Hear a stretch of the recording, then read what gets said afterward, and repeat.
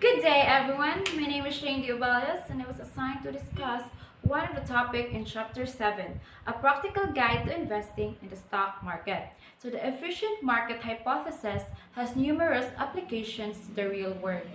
It is especially valuable because it can be applied directly to the issue that concerns many of us: how to get rich, or at least not to get poor in the stock market.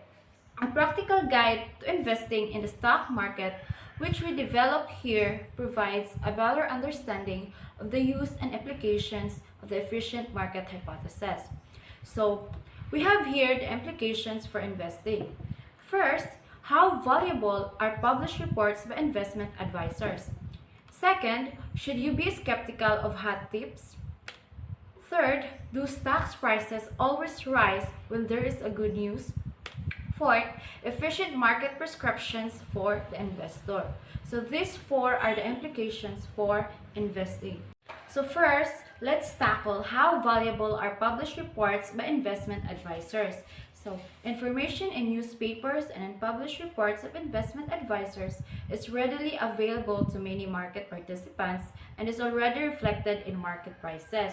So acting on this information will not yield abnormally high returns on average.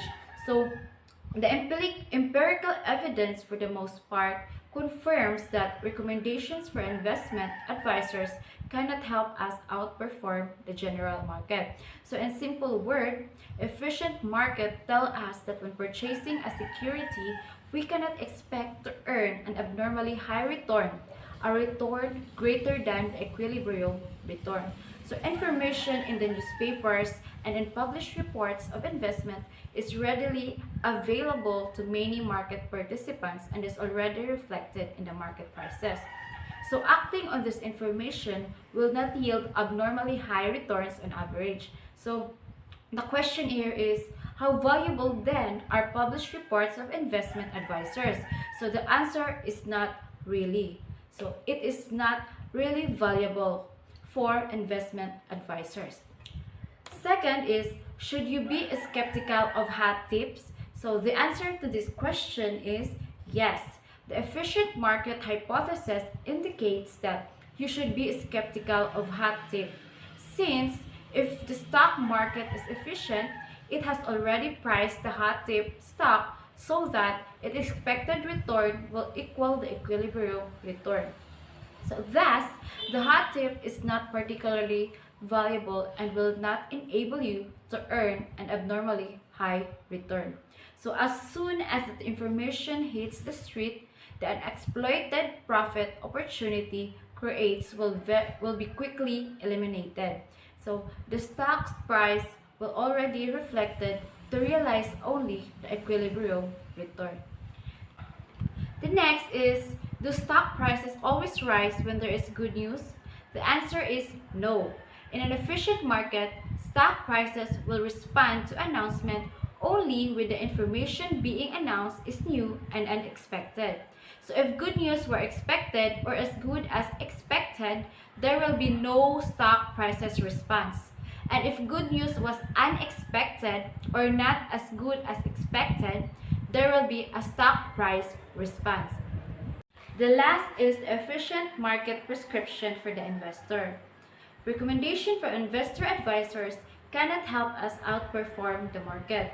So investors should not try to outguess the market by constantly buying and selling securities. This process does nothing but incur commissions cost on each trade. So when we say hot tip, it is probably an information already contained in the price stock. Stock prices responds to announcement only when information is new and unexpected. A buy and hold strategy is the most sensible strategy for the small investor. Instead, the investor should pursue a buy and hold strategy in which it purchases stocks and hold them for a long periods of time. This will lead to the same returns on average, but the investor's net profit will be higher because fewer brokerage commissions will have to be paid. So, it is frequently a sensible strategy for small investor whose cost of managing a portfolio may be high relative to its size to buy into a mutual fund rather than individual stocks, because the EMH indicates that no mutual fund can constantly outperform the market. An investor should not buy into one that has high management fees or that pays sales commissions to the brokers, but rather should purchase a new loan or commission-free mutual fund that has a low management. That's the end of my presentation. Thank you for listening.